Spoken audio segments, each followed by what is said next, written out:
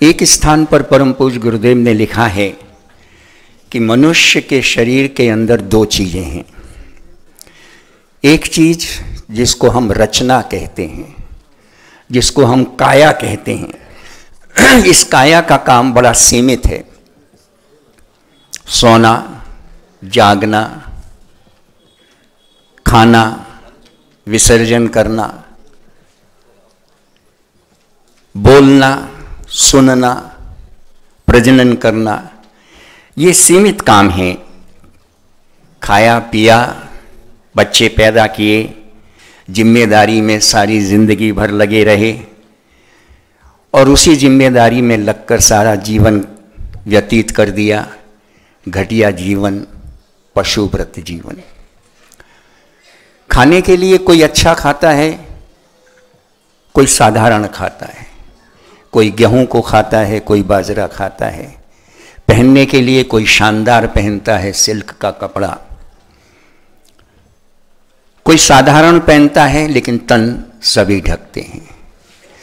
लेकिन दूसरी चीज जिसके कारण मनुष्य विशेष बनता है, जिसके कारण मनुष्य महान बनता है और जिसके कारण मनुष्य की उन्नति जीवन के अंदर संभव है, जो मनुष्य को ऊंचा उठा सकती है, जो मनुष्य को इतिहास के पन्नों में अमर कर सकती है, जो मनुष्य को विश्व के शिखर पर पहुंचा सकती है, उस चीज का नाम है अंतरंग की दिशाधारा, जिसको हम चेतना भी कह सकते हैं, जिसको हम अंतरात्मा भी कह सकते हैं, जिसको हम विचारणा भी कह सकते हैं। ये विचारणा जिसकी जितनी सशक्त होती है, वो मनुष्य को उतना ही ऊंचा उठा देती है, वो महान बना सकती है, वो शांति दे सकती है, वो समाज को सभ्य बना सकती है, वो समाज को उत्कृष्टता की तरफ ले जा सकती है। और मनुष्य का असली स्वरूप उसकी काया से नहीं पहचाना जाता, उसकी रचना से नहीं पहचाना जाता। मनुष्य का असली स्वरूप पहचाना जाता है उसकी विचारणा से, उसकी सोच से, उसका मानसिक स्तर कहाँ पर टिका हुआ है, और उसी मानसिक स्तर के कारण मनुष्य की पहचान होती है। इसी में एक स्थान पर परम पूज्य गुरुदेव ने लिखा है, कोई भी व्यक्ति लंबाई चौड़ाई से ऊंचा नहीं होता। इस दुनिया के अंदर हमने 9 फुट के, 10 फुट के भी आदमी देखे हैं, और इस दुनिया के अंदर हमने 1 फुट और 1.5 फुट का व्यक्ति भी देखा है। कोई लंबाई से ऊंचा नहीं होता। व्यक्ति होता है बड़ा अपने विचार करने की शक्ति के कारण। उसका गौरव, उसका स्तर और उसके सोचने की शक्ति, उसके कार्य करने की पद्धति सिर्फ एक ही चीज से ऊंची उठती है, उसका नाम है विचारणा। इतनी बड़ी शक्ति इन विचारों की है। और मुझे याद आता है परम पूज्य गुरुदेव का वो वाक्य जिसमें उन्होंने कहा था, मैं व्यक्ति नहीं, मैं विचार हूं। मैं व्यक्ति नहीं हूं, मैं विचार हूं। और विचारों की एक ऐसी शक्ति है मित्रों कि विचार कभी भी नष्ट नहीं होते। शक्तियां बहुत सारी हैं। एक शक्ति भौतिक कहलाती है, एक शक्ति आध्यात्मिक कहलाती है। भौतिक शक्ति बड़ी है या आध्यात्मिक शक्ति बड़ी है कह नहीं सकते, लेकिन इन सबसे बड़ी एक शक्ति है जिस शक्ति का नाम है विचार की शक्ति। और इस विचार की शक्ति ने दुनिया के अंदर बहुत बड़े बड़े काम किए हैं, और इन्हीं विचारों के बल पर दुनिया के अंदर बहुत बड़े बड़े परिवर्तन हुए हैं। इतने बड़े बड़े परिवर्तन हुए हैं जिसके बारे में हम कल्पना भी नहीं कर सकते। एक विचार ने अंगुलीमाल डाकू को बदलकर संत के रूप में बना दिया था। एक विचार ने नगरवधु आम्रपाली को बदलकर महात्मा बुद्ध की प्रिय शिष्या बना दिया था। और एक विचार जब एक कैदी ने दिया था, तो वो राजा जिसकी तलवार कभी भी म्यान के अंदर नहीं जाती थी, उसने अपनी तलवार को तोड़कर इतिहास के पन्नों में अपने आप को सम्राट अशोक के नाम से मशहूर कर लिया था। ये सिर्फ विचारों की शक्ति है। एक विचार जब दार्शनिक रूसो के मन के अंदर आया तो उसने एक पुस्तक लिख डाली थी, राजतंत्र नहीं प्रजातंत्र, और उस पुस्तक को पढ़ने के बाद दुनिया से राजतंत्र धीरे धीरे समाप्त होते चले गए और एक ऐसी क्रांति आई मित्रों कि प्रजातंत्र धीरे धीरे आते चले गए। दुनिया में जितनी भी क्रांतियां हुई हैं, उन क्रांतियों में लाने का सबसे बड़ा सौभाग्य विचारों को है। और कहते हैं कि विचारों की इतनी बड़ी शक्ति है कि जिसके विचार सशक्त होते हैं वो राज्य करता है, वो नेतृत्व करता है। आध्यात्मिक क्षेत्र में देख लीजिए, राजनीति के क्षेत्र में देख लीजिए, धर्म के क्षेत्र में देख लीजिए, कोई सा भी क्षेत्र देख लीजिए, लेकिन जिसके विचार सशक्त होते हैं वो सारी दुनिया के अंदर राज्य करता है। ये विचार कहाँ से मिलते हैं? एक प्रश्न उठता है। विचार मिलते हैं साहित्य से, साहित्य से विचार मिलते हैं और विचारों से साहित्य रचा जाता है। ये दोनों एक दूसरे के पूरक हैं। जैसा पढ़ेंगे वैसे विचार बनेंगे, और जैसे विचार बनेंगे वैसी क्रियाएं होंगी, और जैसी क्रियाएं होंगी वैसा समाज बनता हुआ चला जाएगा। और इसीलिए कहते हैं कि साहित्य जो है वो समाज का दर्पण है। अगर समाज को देखना है तो निश्चित रूप से हम साहित्य को देख लें कि साहित्य किस प्रकार का है। साहित्य वो होता है जो समाज को दिशा देता है। विचार वो होता है जो मनुष्य के अंदर एक हलचल पैदा करता हुआ चला जाता है, परिवर्तन करता हुआ चला जाता है। कितनी बड़ी शक्ति इन विचारों की है। मुझे एक छोटी सी कहानी याद आती है मित्रों। एक बार एक पंडित जी एक राजा साहब के यहाँ काम किया करते थे, और राजा साहब के सम्मान में ही सब कुछ लिखा करते थे। एक दिन उनके पास महामना मदन मोहन मालवीय जी का पत्र आया। उस पत्र को उन्होंने निकाला और निकालने के बाद ध्यान से पढ़ा। मन में चैन नहीं मिला। उस पत्र को बार बार पढ़ा, रात्रि के सोते समय तक पढ़ा, न जाने कितनी बार उस पत्र को पढ़ा। और सोने से पहले एक कागज और एक पेन उठाया, कुछ लिखा, और लिखने के बाद लिफाफे में बंद कर दिया। सोचा कल सुबह जाकर राजा साहब को दूंगा। मित्रों, अगले दिन जब वो गए राजा साहब के यहाँ, जैसे नियमित रूप से जाया करते थे, दरवान जो बैठकर काम करता था उस दरवान से पूछने लगे, जरा अंदर जाके देखो राजा साहब क्या कर रहे हैं। दरवान को बड़ा आश्चर्य हुआ। कहने लगा, पंडित जी आप रोज तो बगैर बेरोक टोक के अंदर चले जाया करते थे, आज क्या हो गया, आज क्यों पूछ रहे हो? उन्होंने कहा नहीं, देख कर आओ राजा साहब क्या कर रहे हैं। दरवान अंदर गया, थोड़ी देर के बाद लौट कर आया। कहने लगा, राजा साहब आराम फरमा रहे हैं, मैंने आपके आने की सूचना दी तो उन्होंने तुरंत कहा भेज दीजिए अंदर। पंडित जी अंदर गए, राजा साहब से कुछ बोले नहीं। जो कुछ रात को लिखा था एक लिफाफे के अंदर बंद था, वो लिफाफा राजा साहब को पकड़ा दिया। राजा साहब ने लिफाफा खोला, कागज निकाला और उसको पढ़ा। पढ़ने के बाद एकदम चौंक कर बैठ गए। कहने लगे, नहीं ये नहीं हो सकता। मैंने तुमको क्या नहीं दिया? मैंने तुमको सम्मान दिया है, मैंने तुमको अच्छा वेतन दिया है, मैंने तुमको रहने की सुख सुविधा के सभी साधन दिए हैं, तो फिर ये नौकरी से त्याग पत्र क्यों दे रहे हो? पंडित जी के मुंह में एक वाक्य आया और वो निसंकोच बोल गए। कहने लगे, मैं आज तक आपके सम्मान में लिखा करता था, अब मैं आपके सम्मान में नहीं लिखूंगा, मैं राष्ट्र के और मातृभूमि के सम्मान में लिखूंगा। और साथियों, वही पंडित जी आचार्य रामचंद्र शुक्ल के नाम से इतिहास के पन्नों में अमर हो गए। अब प्रश्न ये उठता है कि हम किसके लिए कर रहे हैं? समाज के लिए कर रहे हैं, राष्ट्र के लिए कर रहे हैं, संस्कृति के लिए कर रहे हैं, या अपने लिए कर रहे हैं?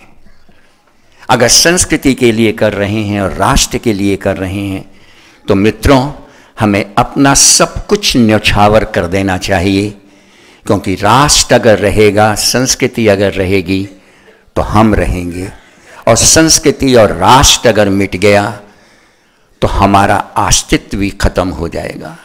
हमारा अस्तित्व हमारी संस्कृति के ऊपर है, हमारा अस्तित्व हमारे राष्ट्र के ऊपर निर्भर है।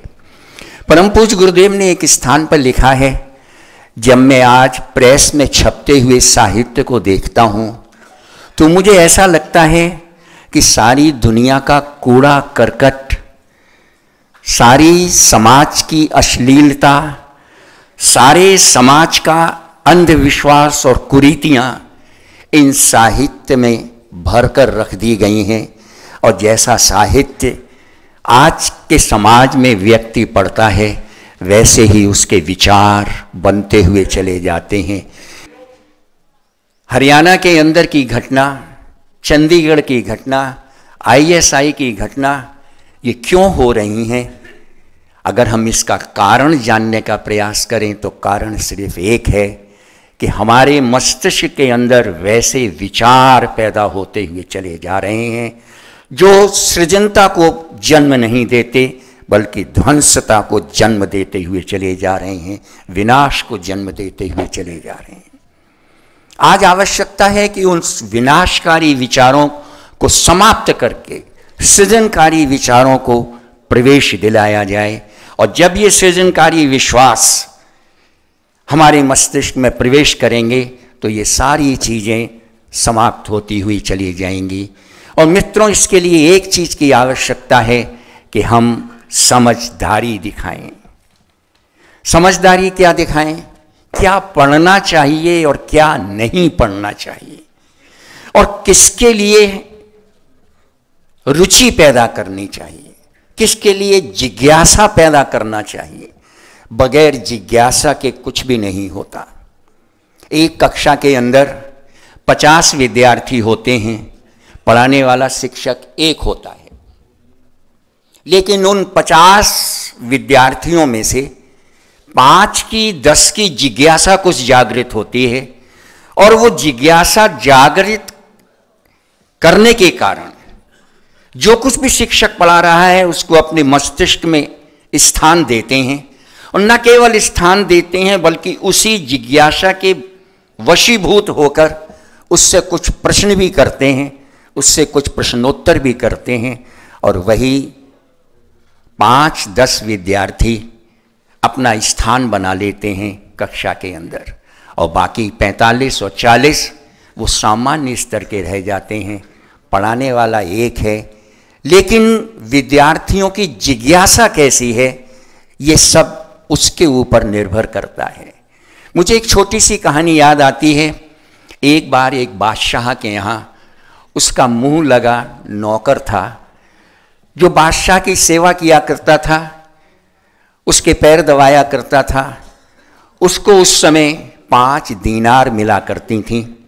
लेकिन बादशाह के यहाँ एक उनका मुंशी भी था जो कुछ काम तो नहीं किया करता था, कभी कदाच अवसर पड़ने पर बादशाह के आदेश पर कहीं जाकर कुछ पता कर लिया करता था। उसको 500 दिनार मिलती थी। नौकर को बड़ा आश्चर्य हुआ। उसने कहा, मैं दिन रात राजा की सेवा में लगा रहता हूँ, बादशाह की सेवा में लगा रहता हूँ, मुझे 5 दिनार मिलती हैं, और ये मुंशी जो कुछ भी काम नहीं करता उसको 500 दिनार मिलती हैं। ये क्या बात है, ये कैसी बात है? उसने राजा से प्रश्न किया। राजा ने कहा, समय आने पर बताऊंगा। एक दिन हुआ कि एक काफिला काबुल से कंधार की तरफ जा रहा था, जिसमें कुछ सौदागर थे, जो सौदागर घोड़ों का और ऊंट को लेकर जा रहे थे। राजा ने नौकर से कहा, जरा मालूम करके आओ ये क्या है।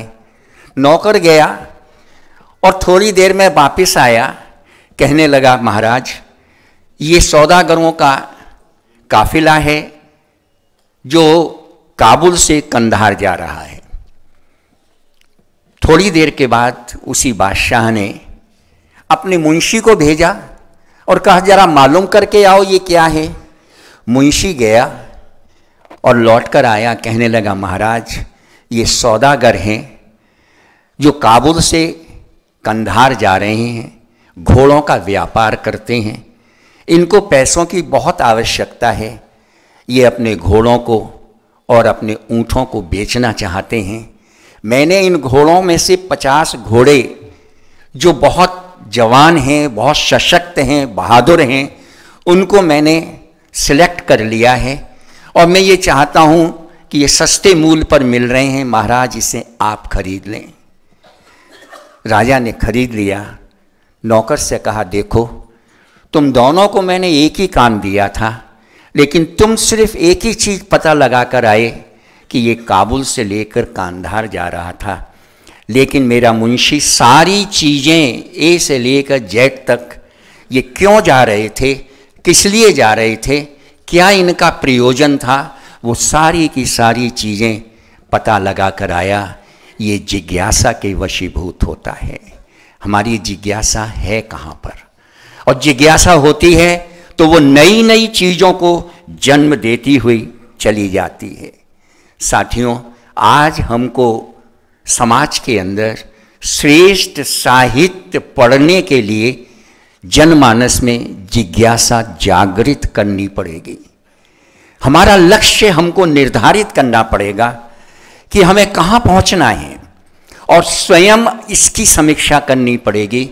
कोई और इसकी समीक्षा करे इससे पहले हमें स्वयं समीक्षा करनी पड़ेगी कि हम कहाँ पहुँचे हैं, कितनी हमने प्रगति करी है।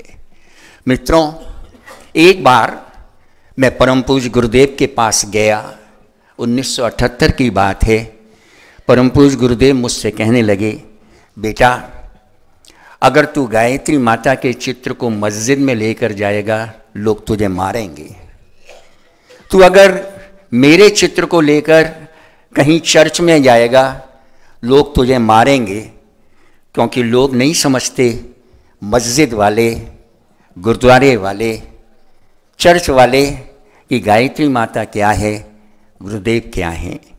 बोले, बेटा मैंने ज़रूर कहा मुझे घर घर तक पहुंचा दो, तो इसका मतलब ये नहीं है कि मेरे चित्र को ले लो और मेरे चित्र को लेकर घर घर में स्थापित कर दो। गायत्री माता के चित्र को ले लो, गायत्री माता के चित्र को लेकर घर घर में स्थापित कर दो। बोले, बेटा इसका एक ही तात्पर्य है, मुझे घर घर तक पहुंचा दो, अर्थात मेरे विचारों को घर घर तक पहुंचा दो। मैं एक विचार हूँ, मैं व्यक्ति नहीं हूँ। व्यक्ति की जाति होती है, व्यक्ति का मजहब होता है, व्यक्ति का धर्म होता है। और आज इस समाज के अंदर लोग धर्म देखते हैं, मजहब देखते हैं, लेकिन विचारों का कोई भी मजहब नहीं होता, विचारों का कोई भी धर्म नहीं होता। विचार सारी मानव जाति के लिए होते हैं, चाहे वो मोहम्मद साहब के हों, चाहे वो ईसा मसीह के हों, चाहे वो राम के हों, चाहे वो कृष्ण के हों। मित्रों, आज की युवा पीढ़ी जिसने परम पूज्य गुरुदेव को नहीं देखा, लेकिन वो परम पूज्य गुरुदेव का दर्शन कर सकती है परम पूज्य गुरुदेव के साहित्य में। वो परम पूज्य गुरुदेव का दर्शन कर सकती है परम पूज्य गुरुदेव के विचारों में। अगर हमें नई पीढ़ी को इस मिशन से जोड़ना है तो इसका पीछे एक ही उद्देश्य है कि नई पीढ़ी को हम परम पूज्य गुरुदेव के विचारों से अवगत कराएं, परम पूज्य गुरुदेव के साहित्य से अवगत कराएं। साहित्य वो होता है जो अंदर के प्रकाश को जागृत करता हुआ चला जाता है। मैंने दो चीज़ों की बात करी थी प्रारंभ में। मित्रों, आज हम में से प्रत्येक व्यक्ति एक चीज की तो पूर्ति करता हुआ चला जा रहा है, अपने बाहर के शरीर की। शरीर को सजाने के लिए न जाने कैसे कैसे उपकरण भी हम लेकर आते हैं, कौन कौन सी चीज़ें लेकर आते हैं और उसकी सारी चीज़ों की पूर्ति करते हुए चले जाते हैं, लेकिन जिसकी पूर्ति करनी चाहिए उसकी पूर्ति करने में असमर्थ रहते हैं। किसकी पूर्ति? जिसका नाम है आत्मा की भूख। आज वो आत्मा की भूख हमारी समाप्त होती हुई चली जा रही है, आत्मा की भूख हमारी खत्म होती हुई चली जा रही है।